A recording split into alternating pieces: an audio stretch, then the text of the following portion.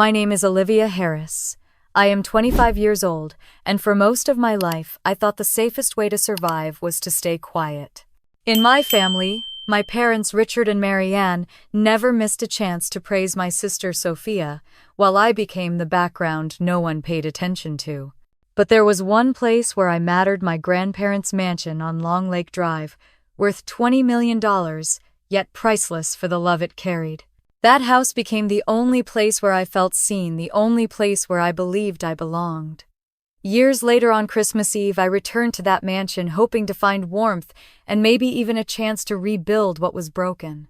Instead, I walked into a scene I will never forget. The party was already over the tables, stained the gifts unwrapped, and my own family's laughter turned sharp when they looked at me. In that moment, I realized silence would no longer save me. What happened next set in motion a storm none of us could escape. If you were in my place, what would you have done? Stay, because this story will leave you breathless. Let me take you back to where it began. I used to think that silence was my only way of surviving. Growing up in Bloomfield Hills, surrounded by wealth and appearances, I learned early that my voice carried little weight inside my own family. My parents, Richard and Marianne Harris, filled our home with constant praise for my sister Sophia. At 30, she was already their crown jewel, even back when we were just kids. I can still picture her trophies lined up across the fireplace mantel, shining under the chandelier like relics in a museum. Soccer medals, debate ribbons, honor roll certificates. Each one was polished and dusted, while my drawings stayed stacked in my room, curling at the edges. At the dinner table, my father would lean forward, his heavy voice carrying over the clatter of forks. "Tell us about practice today, Sophia. Did Coach say anything about your scholarship offers?" My mother's eyes would light up, her hands clasped together as if she was hearing gospel. They never once asked how my art class went, or if I liked the new book I was reading. I would open my mouth to share something small, maybe that a teacher had praised a sketch. But by the time the words reached my lips, Sophia was already talking again, her laughter spilling across the room, filling every corner until I felt like I had disappeared. The house itself was big, with tall ceilings and a wide staircase, but there was no space for me. Every wall seemed to echo with Sophia's name. Marianne cooked steak because Sophia loved it, not grilled chicken that I begged for. Vacations were booked around her soccer tournaments, leaving my quiet wishes for a trip to Chicago's art museum unheard. By the time I turned 12 in 2010, I had already stopped expecting anyone to notice me. I whispered to myself in the dark, maybe I don't matter, maybe that's just how it is. But there was another place, a world that smelled of pine and old wood, where sunlight danced through the curtains and every sound felt alive.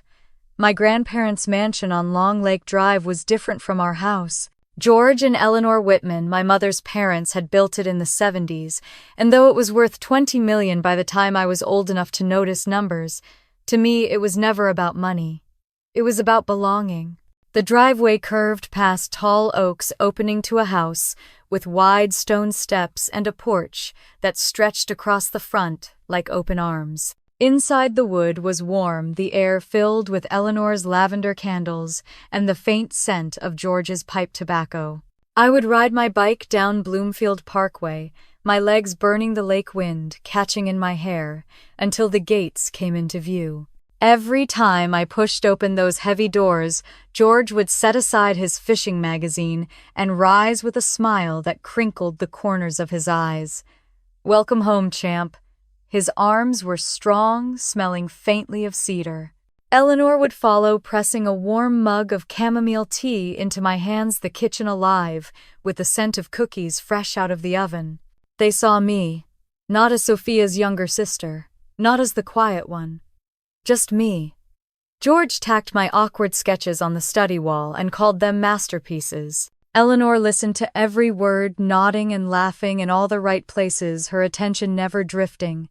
When I told them about struggling in math or the sting of being overlooked at school, they never brushed it aside.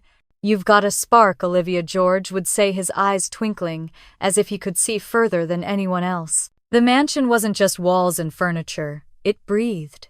The porch swing creaked with stories, the lake lapped gently as if humming reassurance, and the garden bloomed wildflowers every summer, spreading color across the yard like spilled paint. I could stretch my arms wide there and feel like the world had room for me. On days when home felt unbearable, I would bike faster, just to reach that safe harbor, knowing that the moment I walked in, I mattered. I remember one evening in 2012 after another dinner where Sophia had dominated every word I slipped out without anyone noticing. My chest ached and tears blurred the road ahead as I pedaled. By the time I reached, the mansion dusk had fallen and the windows glowed golden. George was waiting on the porch as if he had known I was coming. He didn't ask why I was there or why my eyes were red. He simply wrapped me in his jacket and said, "You're safe now." That was all I needed. As the years passed, Sophia's spotlight only grew brighter. By the time she entered college with a full scholarship, my parents celebrated as if she had won the presidency. I was 16, still sketching quietly, still hoping someone would ask about me. They never did. But at the mansion, Eleanor framed one of my drawings of the lake and hung it in the hallway. She treated it like it belonged alongside family portraits, as if my art was part of the legacy. I stood in front of it for a long time, overwhelmed by the simple fact that she saw worth in my hands. Those years became my anchor. Even when the sting of being invisible at home pressed down so hard I thought I might suffocate, the mansion reminded me I was more than forgotten. George and Eleanor gave me dignity in moments when I had none. I clung to their voices, their warmth, their unwavering belief in me. I didn't know then how much I would need that strength. I didn't know that the walls of that very mansion, the place where I had felt most alive, would become the center of a storm I could never have imagined. At 16, I only knew the quiet rhythm of being overlooked at home and cherished in secret somewhere else. That contrast burned deep inside me, and even now when I close my eyes, I can still feel the porch swing rocking gently, the scent of cookies in the kitchen, and George's booming voice telling me I belonged. That was the foundation of everything that came after, though I couldn't see it yet. When I turned 18 and packed my bags for the University of Michigan, I felt a kind of nervous excitement I had never known before. It was my chance to step outside the shadow that had followed me through my entire childhood. For the first time, I imagined a future where people might know me as Olivia, not as Sophia's little sister. I dreamed of studying graphic design, of building a portfolio that could one day open the doors to a creative agency in Detroit, or maybe even New York. The night before I left, I sat at the kitchen table, sketching in my notebook while my parents buzzed around the living room. Richard was helping Sophia fill out graduate school applications, his voice booming with pride. Marianne scrolled through her tablet showing Sophia wedding venues in Napa Valley and Chicago. I cleared my throat, testing if they might notice me, but no one looked up. I finally whispered to myself, "I leave tomorrow, you know," but the words drowned under their laughter. When I tried to share my plan to work part-time at the campus library and apply for internships in design, Marianne dismissed me without raising her eyes. "That sounds expensive. We need to be practical.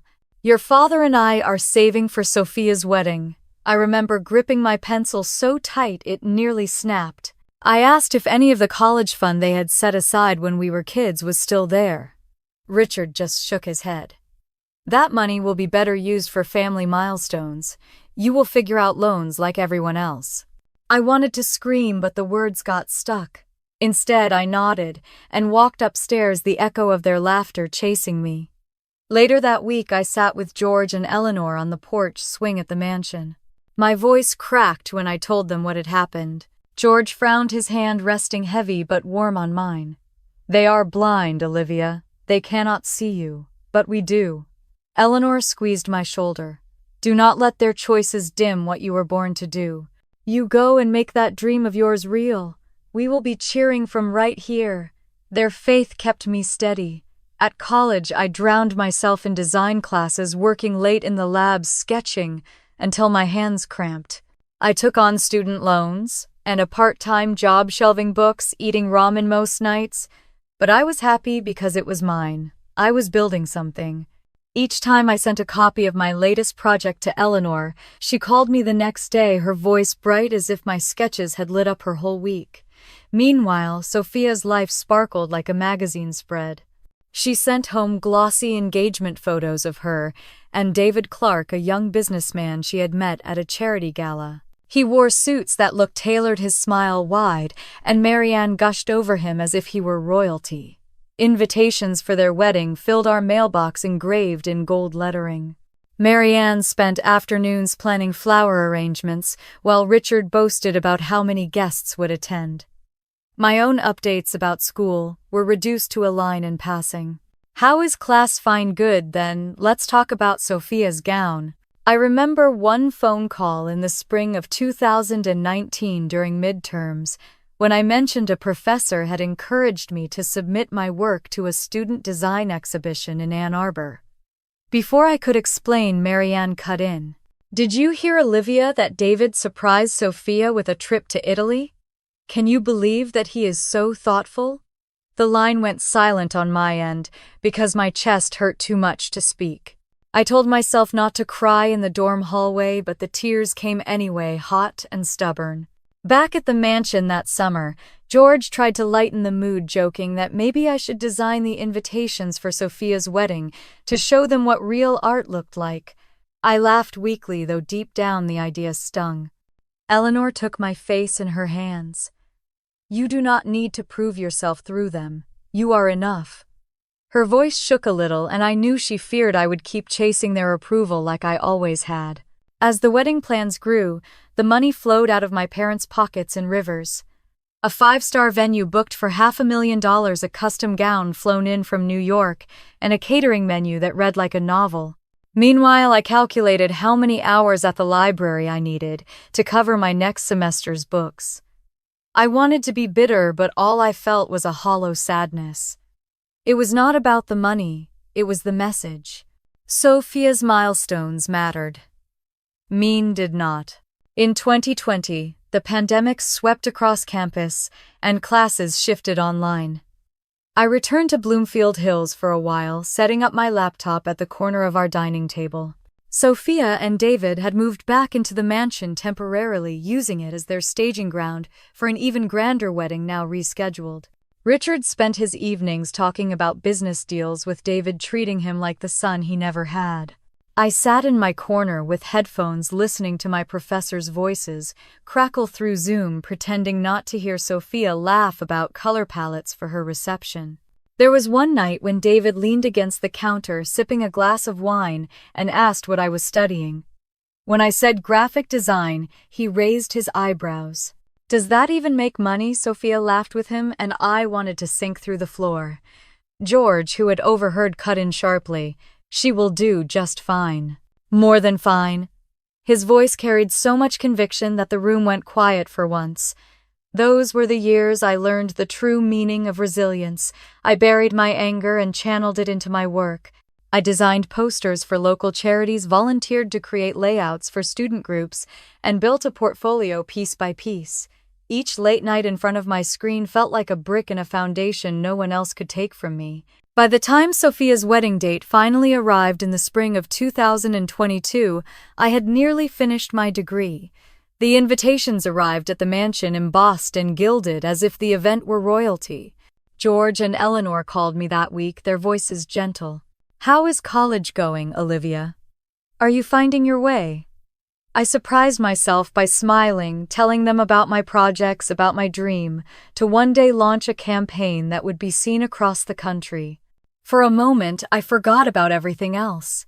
Their faith was like a flame in a dark room, and I carried it with me, not knowing that very soon it would be tested in ways I could never imagine. The spring of 2021 came heavy with shadows I never expected. George had been slowing down, his steps shorter, his breathing more labored, but he always waved away concern with a grin. "I am fine, champ," he would say, leaning on the porch railing while pretending his hand was steady. I wanted to believe him. One Sunday afternoon, Eleanor called me while I was back in Ann Arbor finishing a project. Her voice was trembling. "Olivia, it is your grandpa. He had a heart attack." They rushed him to the hospital. The drive back to Bloomfield Hills blurred past in gray streaks. My knuckles were white on the wheel, my mind clinging to the thought that George was too strong, too stubborn to leave me. But when I burst into the hospital room, I found Eleanor sitting beside his bed, her hand clutching his. The monitors had already gone silent. His face was still the kind of stillness that told me there would be no more booming laughs, no more porch swing stories. My chest broke open. I sank into the chair beside Eleanor, gripping her arm. She did not cry loudly. She just held his hand like she could will warmth back into it. The mansion felt hollow after that. Even with Eleanor's lavender candles burning, the air seemed cold. Sophia stopped by with David, once offering polite condolences, then drifted back to her wedding plans. My parents talked in hushed tones about financial matters more than grief. I stayed with Eleanor whenever I could, helping with errands, making tea, trying to fill the silence George had left.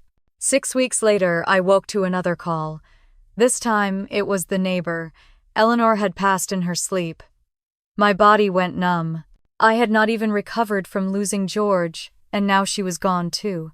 At her funeral, the pews were filled with neighbors, church friends, and distant relatives, all whispering about how devoted George and Eleanor had been to each other. Marianne sat stiffly, dabbing her eyes with a handkerchief, but I knew her thoughts were elsewhere.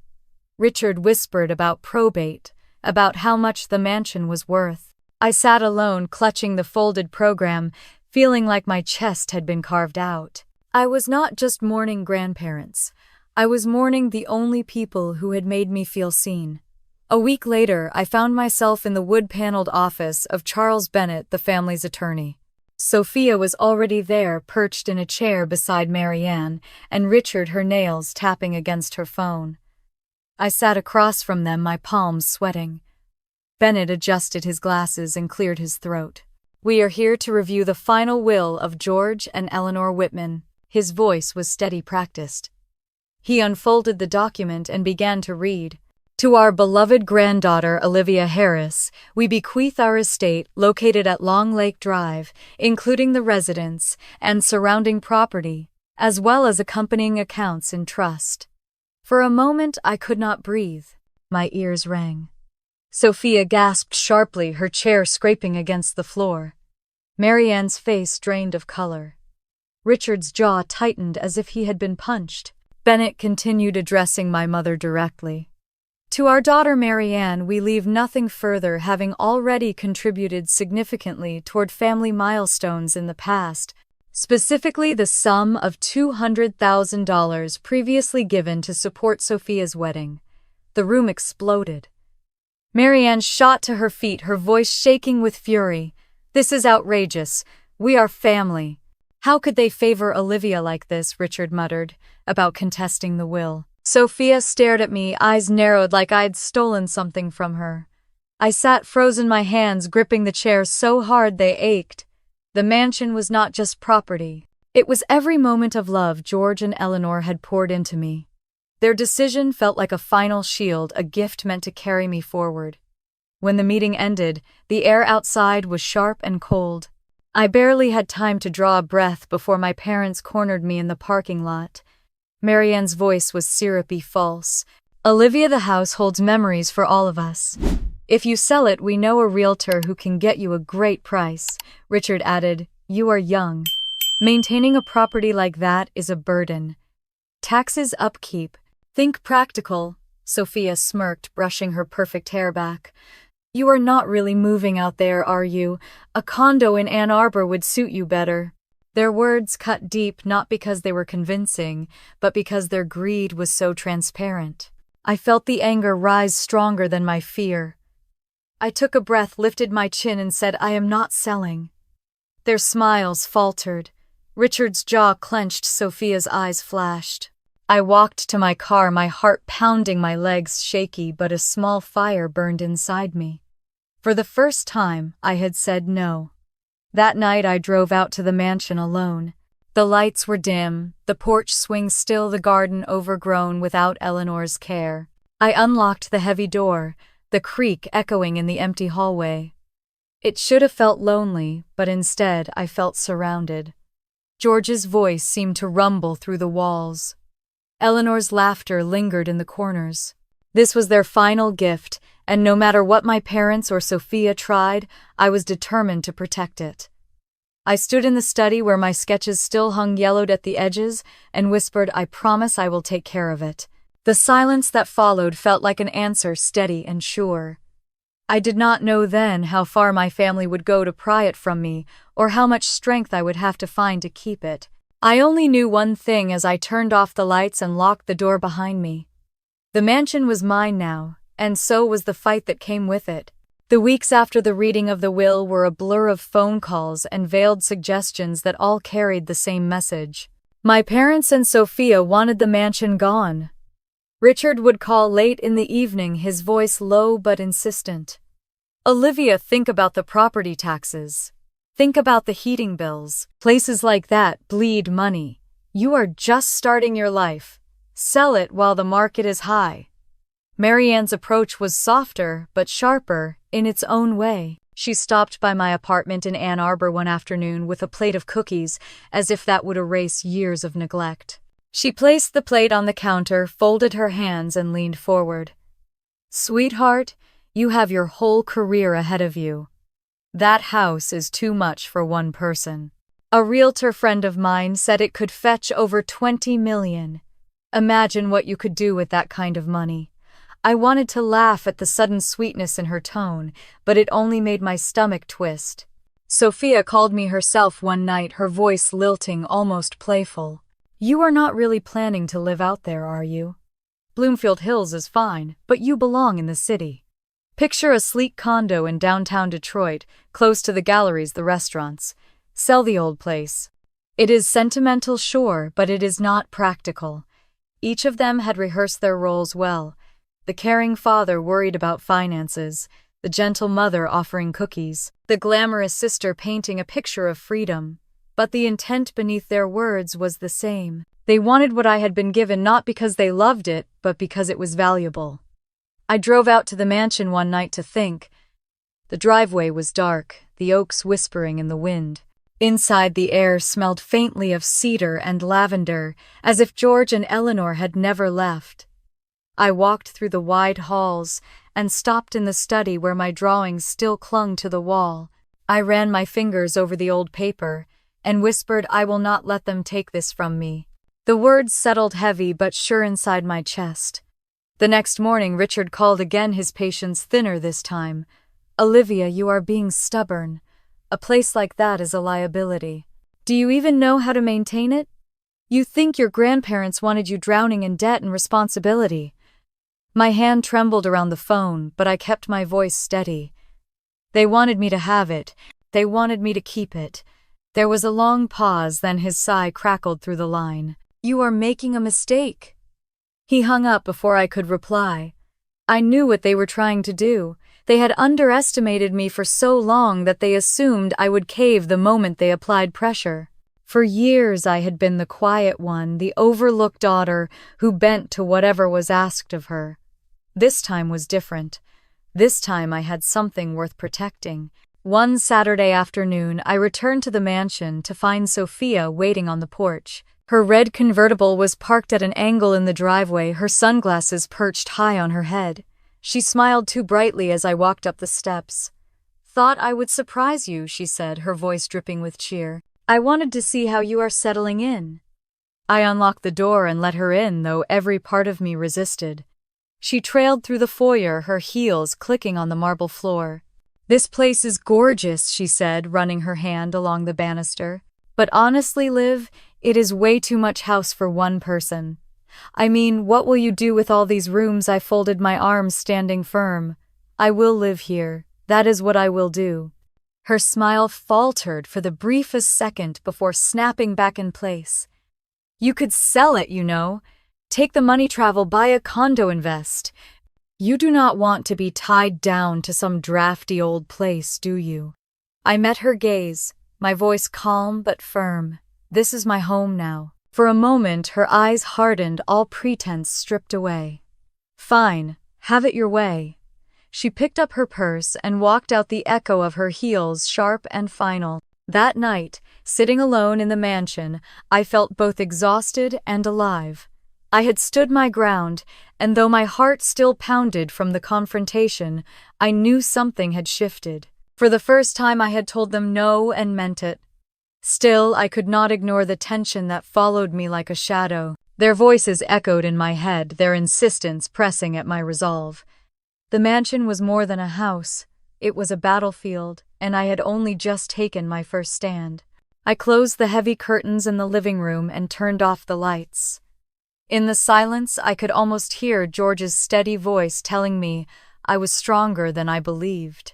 I clung to that thought as I lay down, knowing deep in my bones that my family was not finished with me yet. By the spring of 2022, the Harris household was consumed with only one event: Sophia's wedding. Every conversation, my parents had seemed to circle back to it. The flowers, the dress, the endless guest list that grew longer by the week. The cost climbed past $500,000, and still Marianne said it was worth every penny for her perfect daughter. I sat quietly during dinners, listening as they described tastings and fittings like sacred rituals, wondering how much deeper the whole could go before they noticed. On the day of the ceremony, I drove to the venue in downtown Detroit, a grand ballroom draped in crystals and white roses. Chandeliers glittered like frozen waterfalls, and the air smelled of champagne and perfume. Guests in designer suits and gowns drifted through the hall, their laughter bouncing off the marble floors. I had chosen a simple navy dress, the kind I could afford after saving from my part-time job, and I felt the weight of it the moment I walked in. People brushed past me, their eyes trained on Sophia as if she were royalty. She looked stunning, I cannot deny it. Her custom gown clung like silk poured from heaven, and her veil sparkled with beads that caught every flash of the camera. David Clark stood beside her, tall and charming, his hand resting possessively at her back. My parents floated nearby, beaming with pride, their joy so bright it seemed to erase every shadow. No one noticed me slip into a chair at the corner table. Throughout the evening I watched the spectacle unfold. Toasts rang out, crystal glasses clinked, the band played smooth jazz as servers glided with silver trays. The Harris name was paraded like a banner. Guests whispered about the grandeur, how Richard must be doing well to fund such a night, how Marianne's taste was flawless. I sipped my water and tried not to let bitterness creep into my chest. At one point, I found myself near the balcony needing air. The city lights stretched out below, a sea of yellow and white against the dark sky. Behind me, I heard a low voice. "She thinks she can have it all." It was David, his words slipping through a laugh as he leaned toward a man I didn't recognize. I stepped closer without meaning to, my breath caught. The man chuckled, clapping David on the shoulder. "And she will never know, right?" David smirked, swirling his drink. "As long as I keep the gifts coming, she won't ask questions. A quick business trip here, a late meeting there. Easy." The man laughed again, and they moved back inside, leaving me frozen in the shadows. My stomach twisted, my heart pounding with the weight of what I had just overheard. I stood there staring out at the skyline, feeling an ache that was not mine but Sophia's. For all her arrogance, for all the ways she had benefited while I had been overlooked, I could not help but feel a flicker of pity. She believed she was marrying into a fairy tale, but the cracks were already there. I pressed my hands against the cold railing, unsure whether to tell her or keep silent. In the end, I stayed quiet. No one would believe me anyway, not with the way they worshipped her. Back inside, the music swelled, and Sophia twirled across the dance floor, her gown spinning like a cloud. Richard clapped in rhythm, Marianne dabbed at tears, and David held her like a man who had mastered the art of appearances. My chest felt heavy as I watched a mixture of anger and sorrow tangled together. Later in the night, George's absence hit me hard. I imagined him here watching me from the sidelines, reminding me not to measure my worth against the show in front of me. Eleanor's voice whispered in my memory, "You are enough." I clung to that as I slipped out early, the sound of music fading behind me. The parking lot was quiet, the hum of the city pressing in. I sat in my car for a long time, gripping the steering wheel, my eyes burning. Sophia's world glowed bright, but it was fragile, built on illusion. Mine was quiet, built slowly, brick by brick, with no one's applause. As I drove away, I promised myself I would not let envy drown me. I would use it as fuel, a reminder that my path, though lonelier, was mine alone. I did not know then how quickly the shimmer of that night would fade, or how deeply the cracks in Sophia's perfect life would spread. All I knew was that the mansion waited for me in Bloomfield Hills, silent and steady, the only place where truth had ever lived.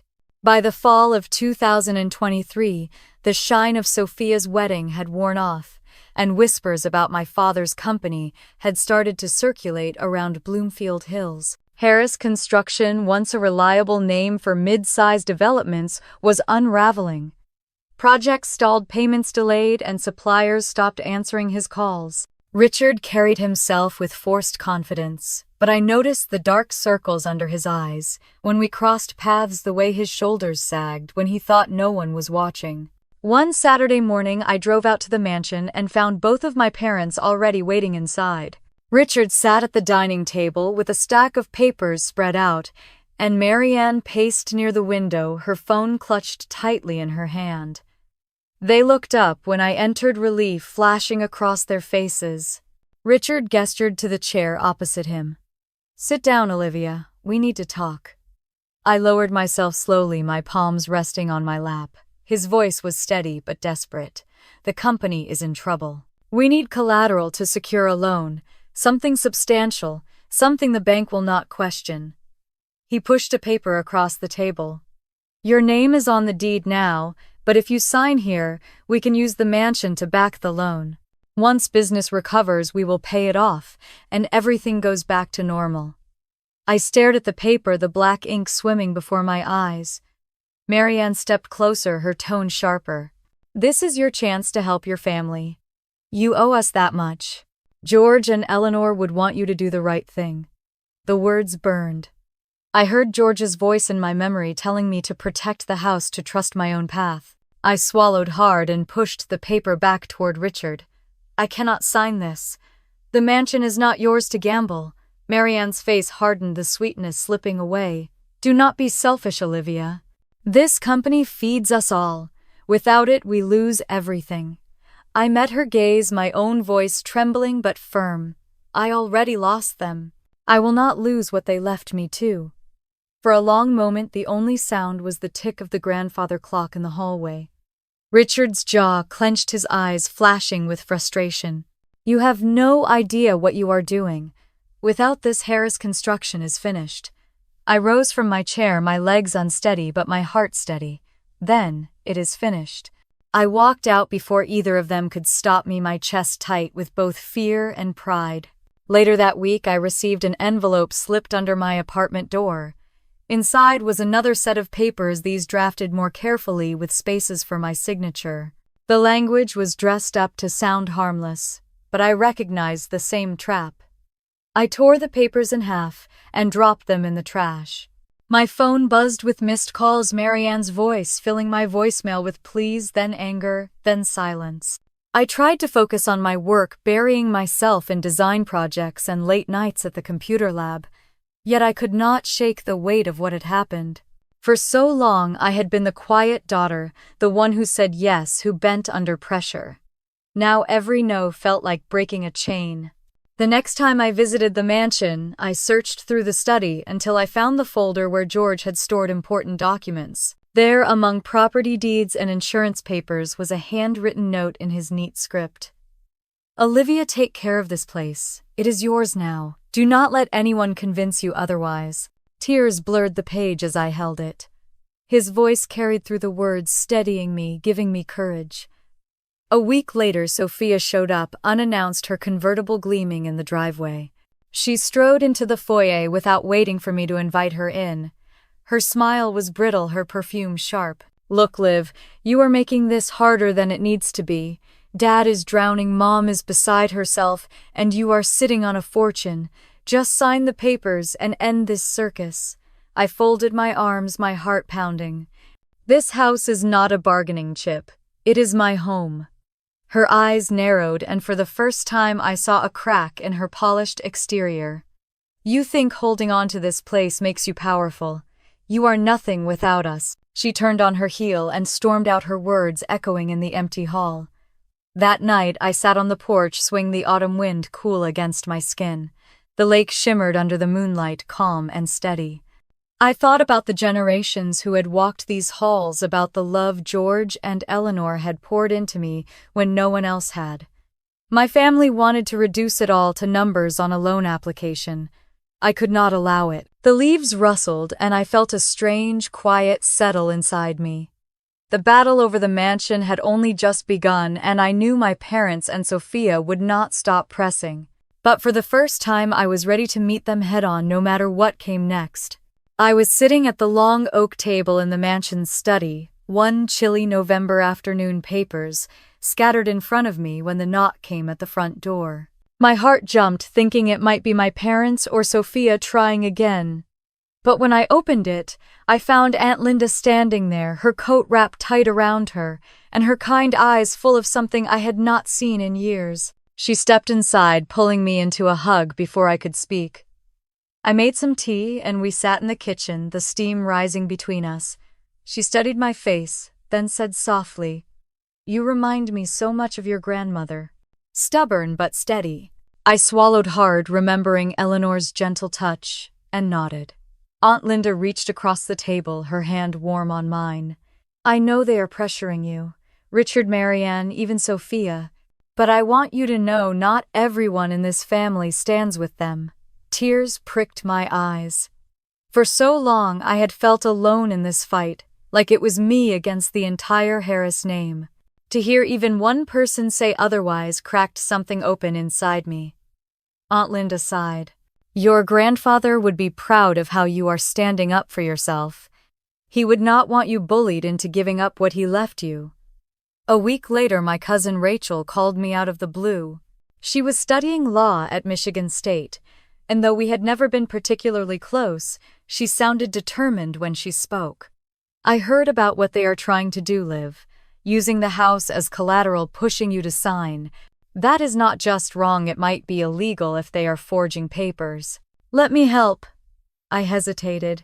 She was young, still in school, but her voice carried conviction. "I do not want to drag you into this, Rachel," I said. She laughed softly. "Too late. I already started digging. You would be surprised what kind of records are public if you know where to look." The following weekend, she drove out to the mansion with a folder tucked under her arm. We spread documents across the dining table. She had found evidence of liens, unpaid contractors, and suspicious transfers tied to Harris Construction. She tapped the papers with a pen. "If Dad tries to use your name on anything without consent, you have a strong case. And if Richard keeps hiding these debts, it could ruin him more than he admits." I stared at the numbers, the messy columns of figures. It was worse than I had imagined. My father was drowning, and instead of facing the water, he wanted to pull me under with him. I pressed a hand to my forehead, my breath unsteady. Rachel leaned closer. "You are not alone, Olivia. You have us." That night I could not sleep. I paced the mansion halls, the echoes of my footsteps bouncing off the high ceilings. I thought of George's voice urging me to protect the house, of Eleanor's quiet encouragement to follow my path. For the first time, I believed maybe I had the strength to do it. A few days later, Pastor James stopped by. He had officiated both George's and Eleanor's funerals, and I had always trusted his calm presence. He stood in the doorway, his eyes kind. "Word gets around in a town like this, Olivia. People are talking. I want you to know, no matter what they say, this house is yours by right. Do not let guilt drive your decisions." We sat in the living room, and he told me stories of George's generosity, how he had donated lumber to rebuild part of the church decades earlier. "Your grandparents wanted their legacy to last," he said. "Protecting this house is not selfish, it is honoring them." I felt a warmth spread through me as he spoke, as if George and Eleanor themselves had sent these allies to remind me I was not fighting shadows alone.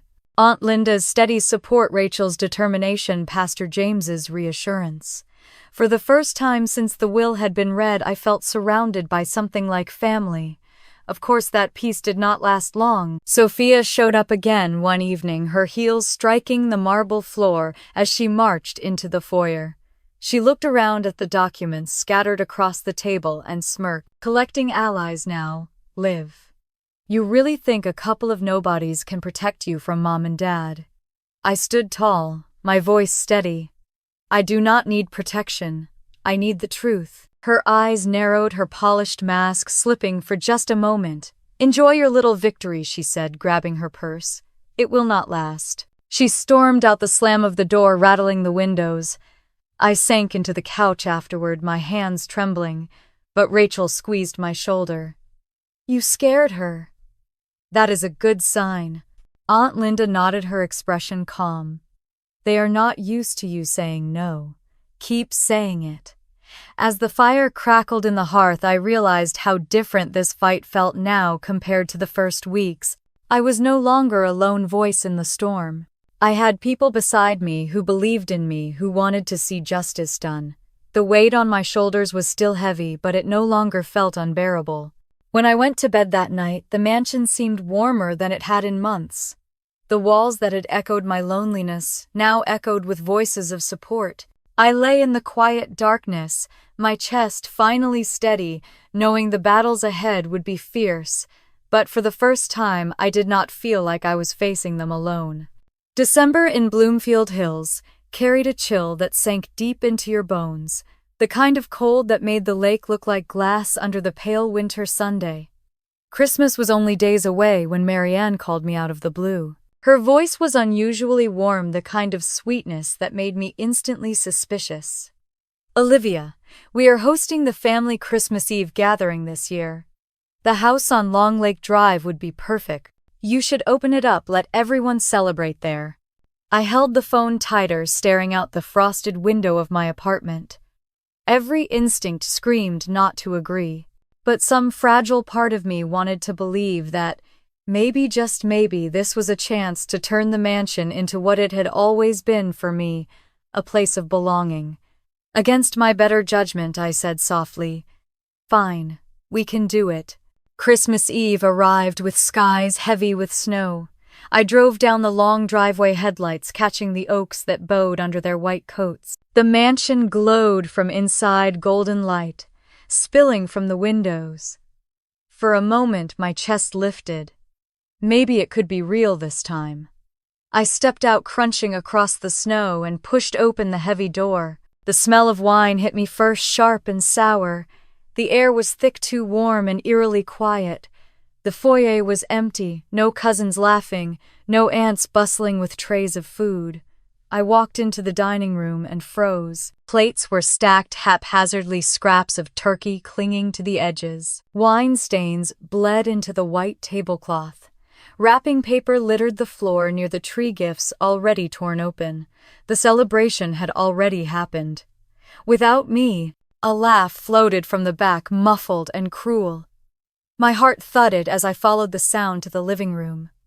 There sat Richard and Marianne, relaxed on the couch with steaming mugs in their hands. Sophia leaned against the mantel, her gown sparkling in the firelight. They looked up as if my entrance were nothing more than an afterthought. "Perfect timing, Sophia," said her smile sharp.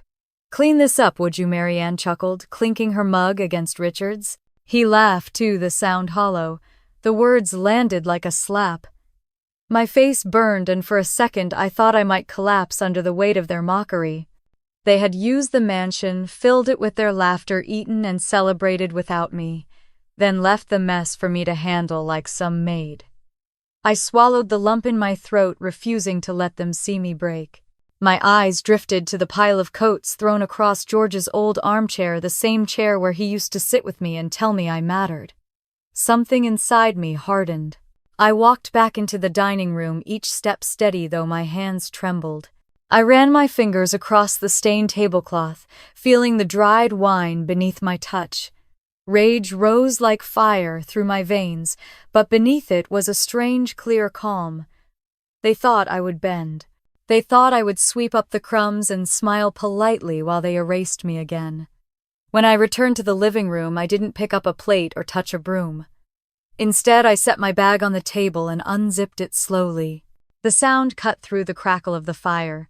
Richard frowned. "What are you doing?" I met his eyes, my voice, low but steady, taking back what's mine. Their laughter faltered, Sophia's smirk slipping. The room felt charged, every light too bright, every shadow too sharp. I could hear my own heartbeat echo in my ears. My hand hovered over the folder inside my bag, the proof I had been gathering with Rachel for months. Bank statements, forged signatures, and the secrets they thought would stay buried. But I didn't pull it out yet. Not here, not in this moment. Instead, I let the silence stretch, watching their confidence waver. Marianne shifted uncomfortably, her mug trembling just slightly. Sophia's eyes narrowed, suspicion flickering across her face. The fire popped, sending a spark into the air. Outside, the wind howled, rattling the windows like an omen. I took a slow breath, drawing strength from every memory of George and Eleanor, from every night I had stood alone and learned to survive. I looked around that room at the people who had taken so much from me, and I realized I was no longer the forgotten daughter. I was the one holding the key, and they had no idea what was about to come. The folder in my bag was heavy, but the silence in the room weighed even more. Richard shifted in his seat, his brow furrowed. Marianne leaned forward, her smile tight. "Olivia, you are being dramatic. Just clean up and stop making this into something it is not." I reached into the bag and pulled out the first envelope, sliding it across the coffee table. The sound of paper against wood was louder than their laughter had been minutes before. Sophia frowned, setting down her mug. "What is this supposed to be?" I met her eyes. "Evidence." Rachel and I had spent months combing through records, pulling threads that unraveled faster than I expected. Unpaid contractors' tax filings that did not match loans taken under suspicious names. And David's texts printed in black and white, where he bragged to a friend about nights out with someone who was not Sophia. Richard grabbed the papers, scanning the numbers. His face flushed red. "Where did you get these?" His voice was sharp, almost panicked. Before I could answer, another sound filled the room. The mansion's big screen in the living room flickered to life. I had asked Rachel to wait outside until she heard my signal, and she delivered. Suddenly, documents and screenshots lit up the wall, each slide worse than the last. Sophia's jaw dropped. David's late-night messages, receipts from hotels, transfers of money that lined up with Richard's company debts. Marianne stood, her hand pressed against her chest. "This is an invasion of privacy." "How dare you?" I steadied my voice. "You invaded me first. You used this house without permission, tried to trap me with forged papers, mocked me in the very place that was supposed to be safe. I will not be silent anymore." The door opened then, and Rachel stepped in with Charles Bennett, our family's attorney. His presence filled the room with authority. "Good evening," he said, his tone firm. "I thought it was best that I witness this." Richard's voice thundered. "This is ridiculous. She is my daughter. This is family business." Bennett shook his head. "Family or not, the law is clear. The mansion and assets belong to Olivia. Any attempt to use her name without consent is fraud. And these records suggest far worse." Sophia backed against the mantel, her face pale. The sparkle of her gown seemed absurd now, like a costume for a play that had ended. "David is lying," she muttered, her voice shaking. "Those messages could be fake." Rachel crossed her arms. "They are not. I traced the numbers, the accounts, everything. You can deny it, but the truth is staring at you." For the first time, the room was quiet, in a way that had nothing to do with peace. Richard's chest heaved as he flipped through the pages. Marianne sat back down, her hands trembling, her eyes darting between me and the glowing screen. I felt something shift inside me then. For years, their voices had drowned me, made me small, convinced me I did not matter. But in that room, with the proof spread out and their faces stripped of arrogance, I saw them for what they were. Desperate. Afraid. Sophia finally broke the silence. "You think this changes anything? You think the family will side with you? They will see you as cruel, ungrateful, tearing us apart on Christmas." Her words cut, but they no longer pierced. I lifted my chin. "Maybe they will. But at least they will see the truth." Outside, the wind howled against the windows, rattling the glass. The fire crackled, sparks jumping as if even the house itself wanted to speak. George and Eleanor's portraits looked down from the wall, and for the first time I felt they were standing with me, steady and proud. Richard slammed the papers down, his hands shaking. "This is not over. You have no idea what you started." I met his fury with a calm I did not know I had. "No, Dad. What you started ended tonight." The words hung in the air, heavy and unmovable, as if the mansion itself had claimed them. I could feel the next battle forming, the storm that would come when this night was retold outside these walls. But for that moment, I held their silence like a victory.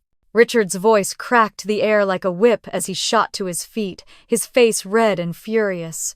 "You think a stack of papers makes you stronger than me? You are my daughter. You do not challenge me in my own family." His fist slammed against the coffee table, rattling the mugs and scattering some of the documents. I felt my body flinch, but I stayed rooted in place. My chest was pounding, yet my voice came out steady. "This is not your family, Dad. This is control. This is lies." Marianne rushed between us, her eyes glistening, her voice shaking. "Stop this. We are tearing ourselves apart. Olivia, you cannot do this. You cannot drag your own parents into court. Think of the shame. Think of the name." I looked at her, really looked at the woman who had chosen Sophia's every milestone over me. My throat tightened, but I forced the words out. "Do you know what it felt like to be invisible in my own home? To sit at dinners where no one asked how I was, to see Sophia praised while my dreams were brushed aside? You never saw me, Mom. Not once." Tears spilled down her cheeks, but I saw no regret in her eyes, only fear. Fear of losing the image she had worked so hard to polish. Sophia's voice cut through, brittle and shrill. "You are jealous. That is what this has always been about. You hate me because I am everything you are not." I turned to her slowly. "You think I hate you, no, Sophia. I pity you. You married a man who cheats on you, and you pretend not to notice because the fantasy is more important than the truth." Her face went white, her lips parting as if I had slapped her. David's absence in that moment spoke louder than anything else. He had slipped out before the evidence was even finished, flashing on the screen. She looked around, desperate for someone to defend her, but Richard and Marianne were too consumed with their own panic. Rachel stepped forward, then her voice calm and firm. "Enough. We have gathered what we need. The rest is for the court to decide." "This is not the place to debate," Richard sneered. "Court. You think some judge is going to listen to a spoiled little girl with a grudge?" Bennett adjusted his glasses, his expression like stone. "Judges listen to facts, Richard, and facts are not in your favor." The room pulsed with tension, my pulse matching every beat. For a moment, I thought Richard might strike the table again, or worse. His hands curled into fists, his whole body trembling with rage, but then he collapsed back onto the couch, his breath ragged, his eyes darting to the floor. Marianne knelt beside him, clutching his arm. "We can fix this. We can talk to her. We can make her see reason." I shook my head. "I have seen enough reason to last me a lifetime." Sophia's voice cracked, then sharp with desperation. "If you take this to court, you will ruin us. People will see. The business, the family, everything we built." I thought of George's steady hand on my shoulder, Eleanor's warm voice urging me to chase what made me happy. They had not built this family on secrets and greed. They had built it on love, and it had been ignored, trampled, replaced with arrogance. I stepped closer to the fire, the warmth on my skin steadying me. "I am not the one who ruined us," I said quietly. "You did that yourselves." The words seemed to echo against the high ceilings. Sophia's mouth opened, then closed again, her eyes filling with tears she refused to let fall. Marianne looked at me as if I were a stranger. Richard sat with his head in his hands. Rachel gathered the papers into a neat stack, her movements calm, deliberate. "We will see you in court," she said firmly. No one argued. The fight had drained out of the room, leaving only the crackle of the fire and the howling of the wind outside. I slipped my bag over my shoulder, my fingers brushing against the folder inside. My heart was heavy, but it beat with certainty. For the first time in my life, I was not walking away silent. I was walking into the storm, ready to face it. As Rachel and I stepped out into the snow, the cold air bit my cheeks sharp and clean. The mansion loomed behind us, glowing in the night, but inside it was filled with ghosts of a family that no longer existed. I glanced once over my shoulder before closing the door, knowing this fight had only just begun. The courthouse in Oakland County was colder than the snow outside, the kind of cold that settled into your skin and made you wish for a blanket. I sat on the wooden bench beside Rachel, my hands folded tightly in my lap. My breath fogged in the early January air that leaked in every time the heavy doors opened. Across the aisle, Richard sat with his lawyer, his suit pressed, but his tie slightly crooked. Marianne was beside him, pale and rigid, her fingers twisting the strap of her handbag. Sophia sat a little apart, her eyes red as if she had not slept. When the judge entered, everyone rose. My knees felt unsteady, but I forced myself to stand tall. This was the moment George and Eleanor had prepared me for without ever knowing it. Their love had built a shield around me, and I was carrying it into this room. The case stretched over hours, documents spread across long tables, voices echoing against high ceilings. Rachel had worked tirelessly, and Bennett guided every step with calm precision. Evidence of Harris Construction's unpaid debts was laid bare. Transfer receipts, loan applications with my forged signature emails, where Richard pushed contractors to delay payments. Each one felt like a stone dropped into water, rippling across the courtroom. Richard's lawyer tried to argue that family should not be dragged into legal battles, that I was being manipulated, but the judge's expression gave little away. I kept my eyes forward, my hands gripping the armrest whenever Richard's voice rose. He swore I was ungrateful, that I was destroying the Harris name, but his words sounded hollow against the weight of the facts. Then came Sophia. She was called to testify about the wedding funds, about the $200,000 Eleanor and George had already provided. Her voice shook as she tried to explain, her gaze darting toward Marianne as if looking for rescue. But the documents spoke louder than her trembling denial. The truth stood in black and white. When the judge finally spoke, the room hushed. The will was valid. The mansion and its assets belonged solely to me. My parents were ordered to cease any interference and to pay damages for the attempted fraud. The sound of the gavel was sharp, final, like a door closing on years of silence. I sat frozen for a moment, my chest heaving, the reality washing over me. Then Rachel squeezed my hand, her smile breaking through the heavy air. "You did it, Liv. You really did it." Outside the courthouse, snowflakes swirled under the gray sky. My parents exited a few steps behind me, their faces drawn. Richard's shoulders sagged as if the fight had drained him completely. I overheard his lawyer mutter about bankruptcy filings, and my stomach clenched. News traveled fast in Bloomfield Hills. Within weeks, Harris Construction collapsed. Subcontractors pulled out, clients withdrew, and Richard's name sank from the local business circles where it had once held weight. I heard whispers from old neighbors that no one wanted to shake his hand anymore. Marianne retreated into herself. She stopped attending the church luncheons she once adored, her absence noted by the same women she had spent years trying to impress. I saw her once in the grocery store, her cart nearly empty, her eyes avoiding mine. She looked smaller, as if her pride had shrunk along with her influence.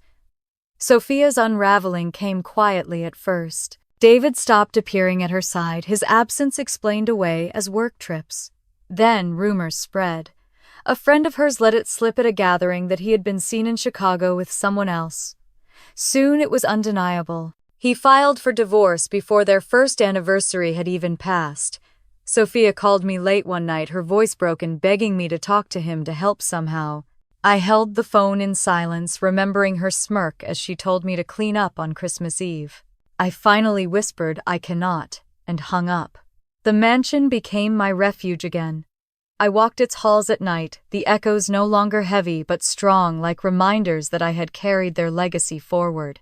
The portraits of George and Eleanor looked down with quiet approval, or maybe it was just my own heart finally finding peace. One evening, I sat by the fire papers from the court spread on the table and let myself exhale fully for the first time in years. The fight was not easy, and scars would remain, but justice had been served. My family had tried to strip me of my worth, but in the end, their own choices had destroyed them. Outside, snow blanketed the garden soft and pure. The lake was frozen at its edges, shimmering under the moonlight. I leaned back in the armchair, closing my eyes, listening to the crackle of the fire. The storm had passed, but I knew the story was not finished yet. Spring came slowly to Bloomfield Hills, the snow melting into soft earth, the lake shedding its frozen shell. I began to breathe easier in those months after the trial, waking in the mansion without the constant weight of fear pressing against my chest. The silence was no longer heavy. It was peaceful. The halls that once echoed with tension now felt alive with possibility. I turned one of the sunlit rooms into a studio. Rolls of paper leaned against the wall, jars of brushes lined the shelves, and my sketches began to cover the space just as George once promised they should.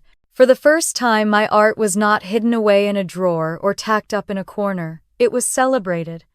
I invited local artists from Detroit to visit, sharing coffee and ideas, and slowly the studio became more than a room. It was the start of the creative agency I had always dreamed of. Aunt Linda came often, bringing baked goods and gentle advice. She sat by the fireplace while Rachel helped me draft the paperwork to register the business officially. Their laughter filled the room soft and warm, and I realized the mansion had found new life. It was no longer just a relic of the past. It was a home built on the love of those who truly cared. Meanwhile, the fallout for my parents and Sophia rippled through town. Richard filed for bankruptcy, his name gone from the construction signs that once dotted the suburbs. Marianne withdrew further, her phone calls dwindling to nothing. Sophia, newly divorced, moved into a small apartment near Royal Oak, her glamorous life reduced to whispers of what used to be. I did not gloat when I heard these things. I felt sadness, but also a deep clarity. They had carved their path with choices that left no room for love or truth, and now they were walking it alone. On the first anniversary of the court's decision, I hosted a small gathering at the mansion. Rachel, Aunt Linda, Pastor James, and a few friends from my studio filled the dining room with conversation and the clink of glasses. The table was dressed not with luxury, but with care. Wild flowers from the garden, a simple white cloth, and plates of food we made together. As I looked around the room, my chest swelled with something I had chased all my life: belonging. Later that evening, I stepped onto the porch, the spring air cool against my face. The lake shimmered under the moon just as it had when I was a girl riding my bike down the road to George and Eleanor's door. I thought of them then, of the faith they had placed in me, and I whispered a quiet thank you. The mansion would always carry their spirit, but now it also carried mine. It was no longer a battlefield. It was a sanctuary again, one I had earned through every painful choice and every stand I had taken. I know many people might wonder what they would have done in my place. Would they have given in to keep the peace? Or would they have fought for what was right, even when it meant standing alone? That is the question I leave with you. If you had been in my shoes on that Christmas Eve night when my family mocked me in the very house that was meant to be my refuge, would you have stayed silent or found your voice? Share your thoughts with me, because stories like mine are not just about one family. They are about what we all carry: the weight of respect, dignity, and the choice to stand for ourselves. If my journey has touched you, I hope you will stay with me for more. There are many stories left to tell, and each one reminds us that even in the darkest chapters, there is always a way to reclaim the light.